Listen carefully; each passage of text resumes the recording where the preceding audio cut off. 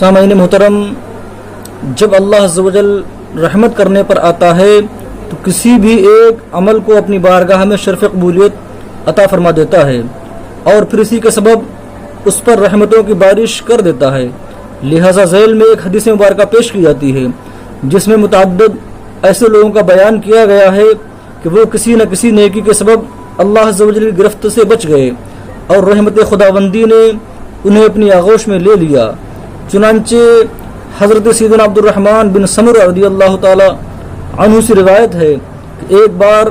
حضور اکرم نور مجسم رحمت عالم صلی اللہ تعالی علیہ وآلہ وسلم تشریف لائے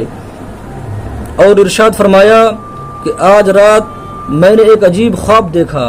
کہ ایک شخص کی روح قبض کرنے کے لیے ملک الموت علیہ السلام تشریف لائے، لیکن اس کا ماں باپ کی اطاعت کرنا سامنے آ گیا اور وہ بچ گیا۔ ایک شخص پر عذاب چھا گیا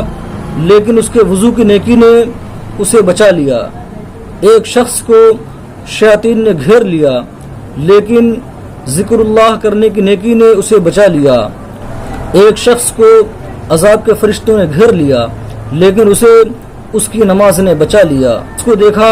کہ پیاس کی شدت سے زبان نکالے ہوئے تھا اور ایک حوض پر پانی پینے جاتا تھا مگر لوٹا دیا جاتا تھا کہ اتنے میں اس کے روزے آ گئے اور اس نیکی نے اس کو سیراب کر دیا۔ ایک شخص کو دیکھا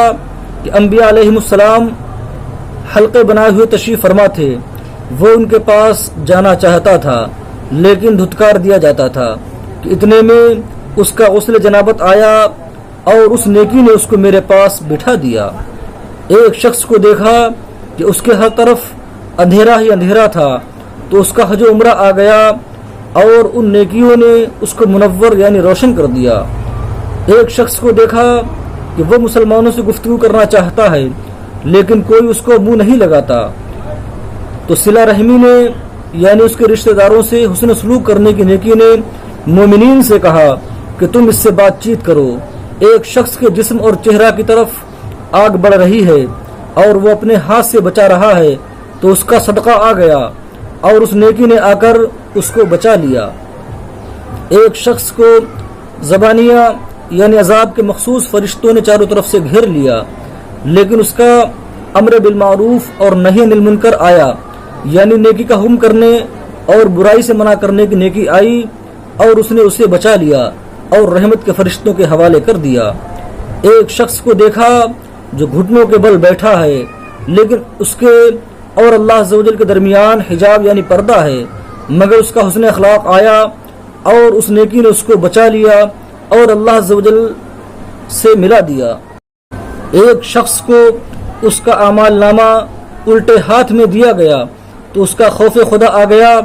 اور اس عظیم نیکی کی برکت سے اس کا نامہ اعمال سیدھے ہاتھ میں دے دیا گیا۔ ایک شخص کی نیکیوں کا وزن ہلکا رہا مگر اس کی سخاوت آ گئی اور نیکیوں کا وزن بڑھ گیا۔ ایک شخص جہنم کے کنارے پر کھڑا تھا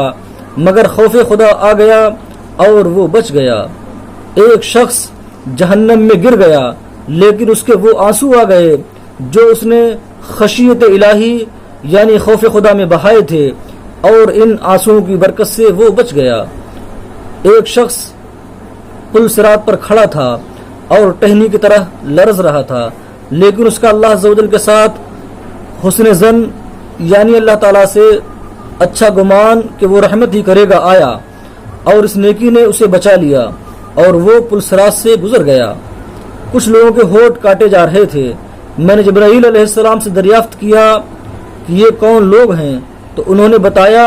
کہ یہ لوگوں کے درمیان چغل خوری کرنے والے ہیں۔ کچھ لوگوں کو ان کی زبانوں سے لٹکا دیا گیا تھا،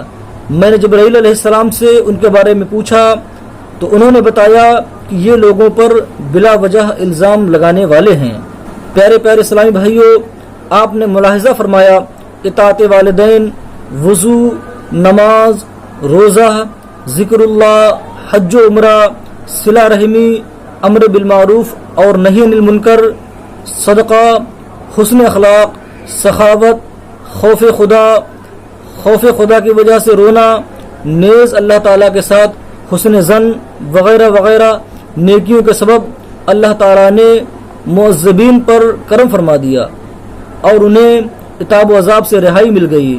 بہرحال یہ اس کے فضل و کرم کے معاملات ہیں۔ وہ مالک مختار ہے، جسے چاہے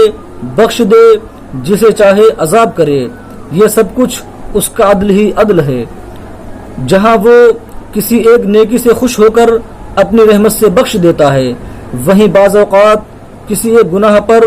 جب وہ ناراض ہو جاتا ہے تو اس کا قہر و غضب جوش پر آ جاتا ہے اور پھر اس کی گرفت نہایت ہی سخت ہوتی ہے، جیسا کہ ابھی گزشتہ طویل حدیث کے آخر میں چغل خوروں یعنی ادھر کی ادھر لگانے والوں، آپس میں لڑانے والوں اور دوسروں پر گناہ کی تہمت باندھنے والوں کا انجام بھی ہمارے پیارے آقا صلی اللہ تعالیٰ علیہ وآلہ وسلم نے ملاحظہ فرما کر ہمیں ارشاد فرما کر متنبہ کیا کہ گویا جہاں ایک ایک نیکی کی وجہ سے نجات ہو سکتی ہے، وہیں کسی ایک گناہ کے سبب گرفت بھی کی جا سکتی ہے۔ لہذا عقلمند وہی ہے کہ بظاہر کوئی چھوٹی سی بھی نیکی ہو اسے ترک نہ کرے کہ ہو سکتا ہے یہی نیکی نجات کا ذریعہ بن جائے، اور بظاہر گناہ کتنا ہی معمولی نظر آتا ہو ہرگز نہ کرے کہ اللہ عز و جل کی نافرمانی کو معمولی سمجھنا سراسر حماقت ہے